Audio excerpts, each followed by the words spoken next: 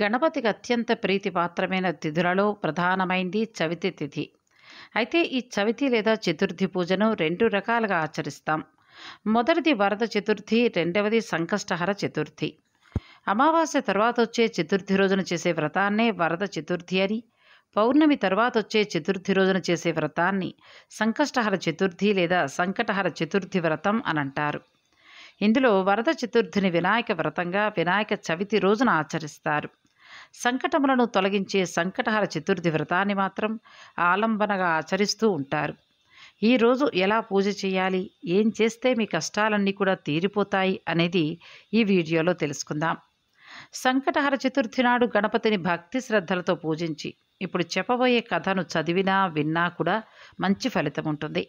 కష్టాలన్నీ కూడా తొలగిపోయి ప్రశాంతమైన జీవితం గడుపుతారు. మరి ఆ కథ ఏంటో తెలుసుకుందాం. సంకటహర చతుర్థి వ్రత కథను ఇప్పుడు తెలుసుకుందాం. ఒకరోజు ఇంద్రుడు తన విమానంలో మృగండి అనే ఋషి దగ్గర నుంచి ఇంద్రలోకానికి తిరిగి వెడుతూ ఉండగా ఘర్సేన్ అనే రాజు రాజ్యం దాటే సమయంలో అనేక పాపములు చేసిన ఒకానొక వ్యక్తి ఆకాశంలో పయనించే ఆ విమానంపై దృష్టి సారిస్తాడు. అంతే, అతని దృష్టి సోకగానే ఆ విమానం చటుక్కున భూమిపై అర్ధాంతరంగా ఆగిపోవడం జరుగుతుంది. ఆ ఇంద్ర విమానం అద్భుతమైన వెలుగుకు ఆశ్చర్యచకితుడైన ఆ దేశపు రాజు సురసేనుడు గబగబా బయటకొచ్చి ఆ అద్భుతాన్ని ఆశ్చర్యం చెందుతూ తిలకించాడు. అక్కడ ఇంద్రుని చూసి ఎంతో సంతోషానికి లోనైన మహారాజు ఆనందంతో నమస్కరిస్తాడు. ఇంద్రుడితో అక్కడ విమానం ఎందుకు ఆపారో కారణం అడుగుతాడు.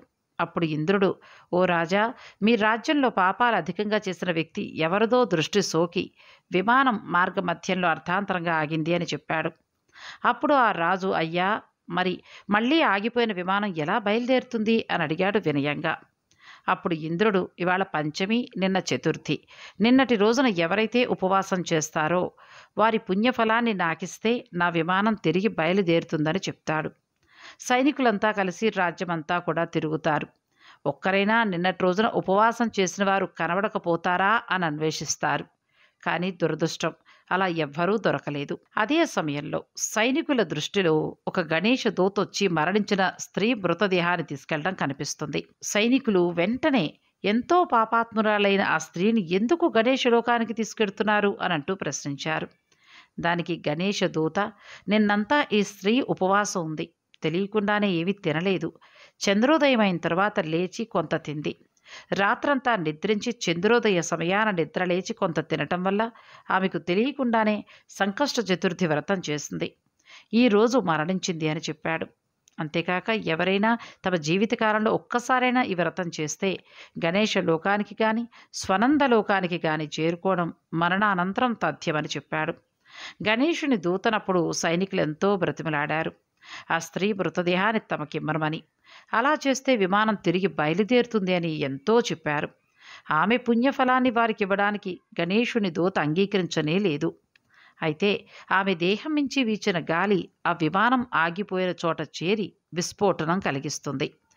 మృతదేహం పుణ్యఫలాన్ని పొందింది కావటం వలన ఆ దేహాన్ని తాకిన గాలి సైతము పుణ్యం పొందింది. దాని వలన ఇంద్రుని విమానం బయలుదేరిందని చెప్పవచ్చు. ఈ కథ సంకష్టహర చవితి ప్రాముఖ్యత, ఆధ్యాత్మిక విలువలతో పాటు సంకష్ట చవితి ఉపవాసం మొదలైన విషయాలు తెలుపుతోంది. వినాయకుని భక్తులందరి దృష్టిలో ఈ వ్రతం చేయటం వలన చాలా పుణ్యం పొందుతారని భావన. ఈ వ్రత మహత్యం వలన ఈ వ్రతం ఆచరించిన వారెవరైనా సరే గణేశుని లోకానికి లేదా స్వనంద లోకాలకు వెడతారని, అక్కడ భగవంతుని ఆశీస్సుల వల్ల ఎంతో ఆనందాన్ని అనుభవిస్తారని చెప్తారు. మరి ఈ వీడియో మీకు నచ్చితే లైక్ చేసి షేర్ చేయండి. ఇటువంటి మరిన్ని మంచి మంచి ఆధ్యాత్మికమైన విషయాల కోసం మా ఛానల్ను సబ్స్క్రైబ్ చేసుకోండి.